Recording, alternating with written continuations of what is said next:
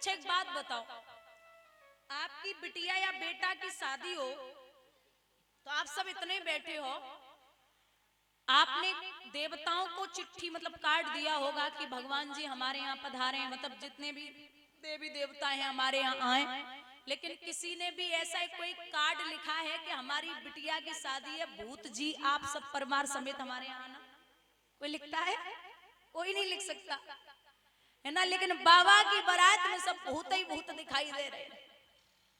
आप अभी श्रवण कर रहे थे भ्राता जी के द्वारा कि कछु रुंड बिना कछु मुंड बिना, कछु 20 और रुंड मुंड धारी, कछु हाथहीन कछु पैरहीन, मुखहीन अनेको रुंड धारी। बारात चली बाबा की, लिखते विद्वान, पर्वत से चालिए धीरे धीरे बाबा की बरतिया,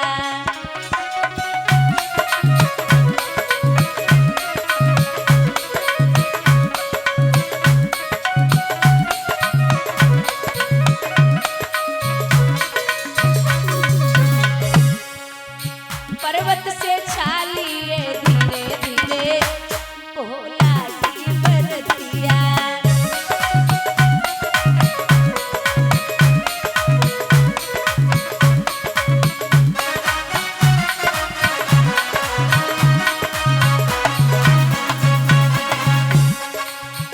भूत पिशाच संग में जाए रे,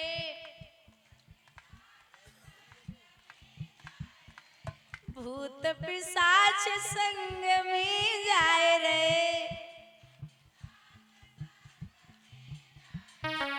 शुक्र शनीचर खड़े अरसाए रे,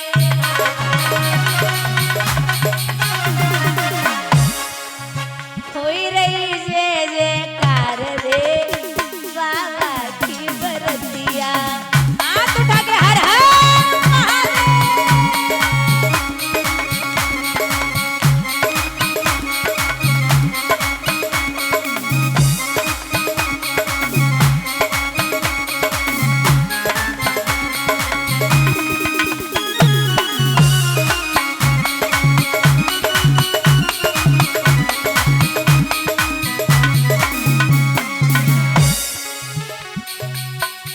कछु रुंड बिना कछु मुंड बिना, कछु 20 और रुंड मुंड धारी, कछु हाथहीन कछु पैरहीन, मुखहीन अनेको रुंड धारी।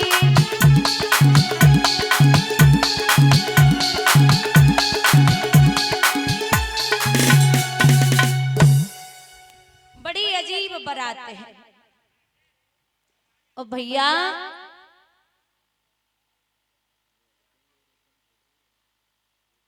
बाबा की बारात जब हिमाचल नगरी में पहुंची, आपको एक बात बोलूं संतो, बारात में सबसे पहले देवता गए।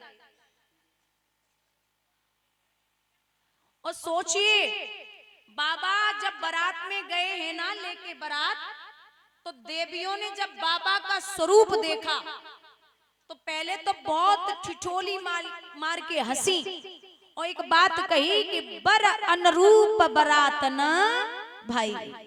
ये नहीं बोला कि बारात बर के अनुरूप, ये बर गलत है, ये बोला बर अनुरूप बारात ना भाई। भले ही वो अजीब दिख रहे थे लेकिन देवियों के मुख से ये नहीं निकला कि दूल्हा बुरा लग रहा है। सबसे पहले भगवान विष्णु बारात में पहुंचे आगे, तो परीक्षित कहते हैं कि दूल्हे की अगवानी ली जाती है? होता है ना। तो अगवानी लेने के लिए कोई बुजुर्ग आए। अब भगवान विष्णु को बुजुर्ग ने देखो आरती उतारी, माला डाली, तो भगवान विष्णु जब आगे पहुंचे बोले क्या बात है, आप टकटकी लगा के देख रहे हो? बोले जी। क्यों? क्योंकि मैं ये सोच रहा हूं कि जब दूल्हा बेटी से भी सुंदर है मतलब दूल्हा हमारी बेटी से भी सुंदर है। जवाब दियो भगवान विष्णु ने कि हम दूल्हा ना है। बोले फिर दूल्हा कौन है? बोले वो तो पीछे आ रहे। अब बुजुर्ग मन ही मन में सोच रहे कि जब दूल्हा के मित्र इतने सुंदर हैं तो दूल्हा कितना सुंदर हो बेगो।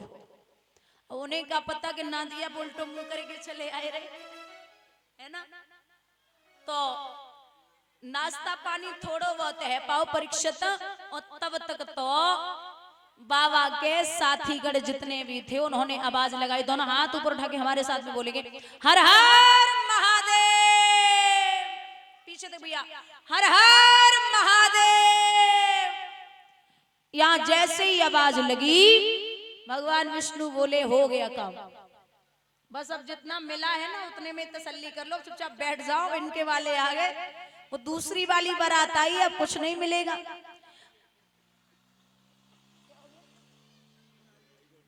एक बात बता दूं,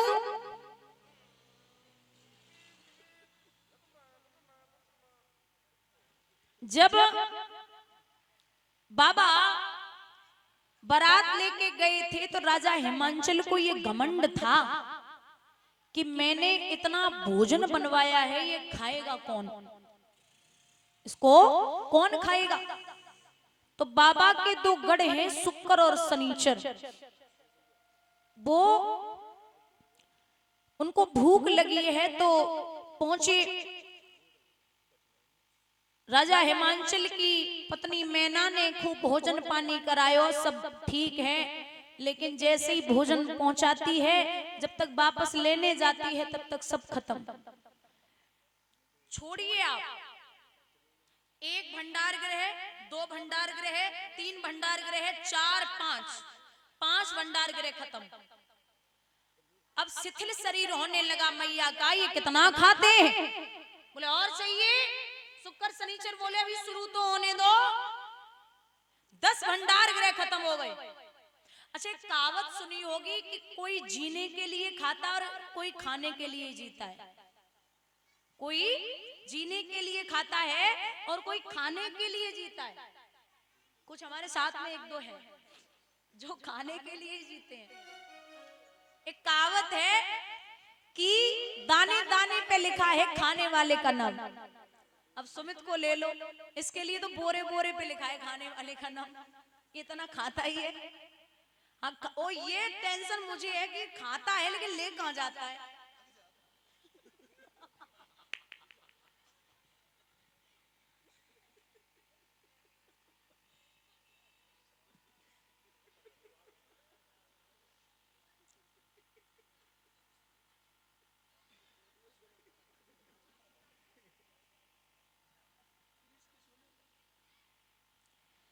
तो कहते हैं कि जब घमंड दूर हुआ कि अब तो कुछ नहीं बचा, बाबा के पास पहुंचे। बाबा ने 2 तुलसी के पत्ते दिए और कहा है कि आप वो जो टुकड़ा दो पूड़ी का, उस पे एक एक पत्ता रख देना और दोनों गणों को पकड़ा देना, कुछ भी परेशानी नहीं होगी। तुरंत पेट पे हाथ रखा, बोले बस काम हो गया महाराज, अब नहीं चाहिए। घमंड दूर हुआ।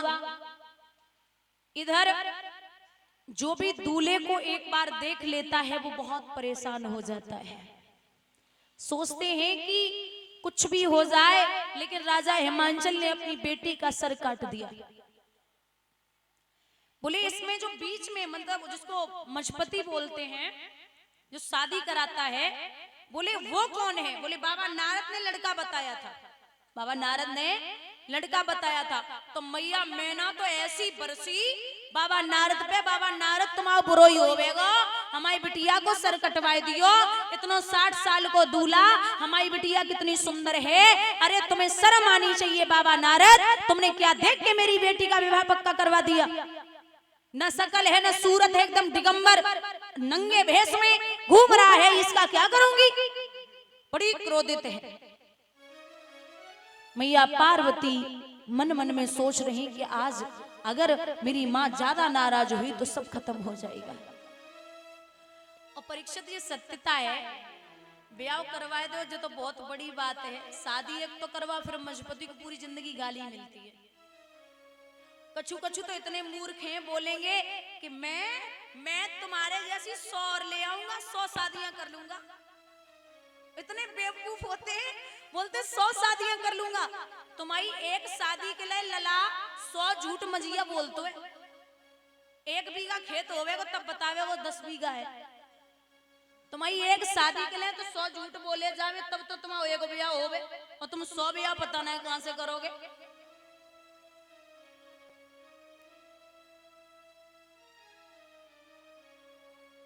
बराबर इधर उधर जो भी थी सखियां वो एक दूसरे से कह रही, बहना ऐसो दूल्हा तो हमने कहूं ना है। देखो क्यों